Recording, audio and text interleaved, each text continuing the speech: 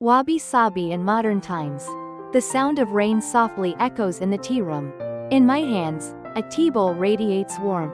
This bowl, inherited from my grandfather, bears a deep crack. The crack is mended with gold, emanating a gentle luminescence like moonlight. As a child, I once cried when I saw this crack. "It's broken," I sobbed. My grandfather simply smiled and said, "This crack is the bowl's life story." Now, I deeply understand what he meant. Our lives are like this tea bowl. There is no such thing as a perfect human being. We all carry some form of wounds. Heartbreak, failure, separation, loss. But it is precisely because of these wounds that we can live deeply and richly. The other day, a friend showed me their latest smartphone. The glass screen gleamed with perfection. Not a single scratch. Yet somehow, it felt cold. Devoid of human warmth. I remember my grandfather drinking tea from this bowl every morning. His hands moved with such gentleness, as if engaging in dialogue with a dear friend. Sometimes he would simply caress the bowl in silence. His gesture was as tender as if he were stroking someone's cheek. Our ancestors found life's truth in imperfect things. A waning moon moves us more deeply because it mirrors our own state. Falling cherry blossoms clutch at our hearts, because they teach us life's transience.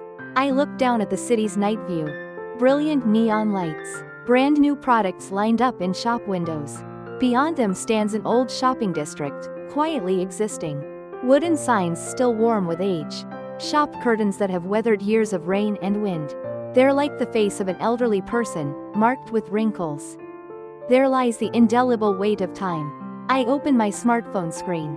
Social media overflows with filtered photos. Everyone trying to appear perfect. Erasing wrinkles, hiding scars, eliminating flaws. But weren't the real stories contained in those very things we chose to erase? The golden repair in this bowl doesn't hide the crack rather, it emphasizes it.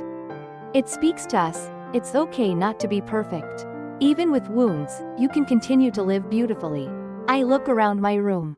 Only essential items remain, yet each one accompanies me. The wooden chair, used for years, remembers the shape of my body. The old blanket has absorbed countless tears. They are no longer mere objects. They are companions walking through life with me. Tonight again, I drink tea from my grandfather's bowl. Steam rises as moonlight illuminates the golden repair. Perfection within imperfection. Perhaps this is the truth of our lives.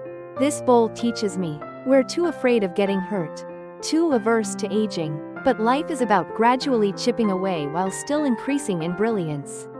Perfect shine may fade, but the light of golden repair continues to glow eternally in our hearts. This is the wisdom of Wabi-Sabi that our ancestors discovered.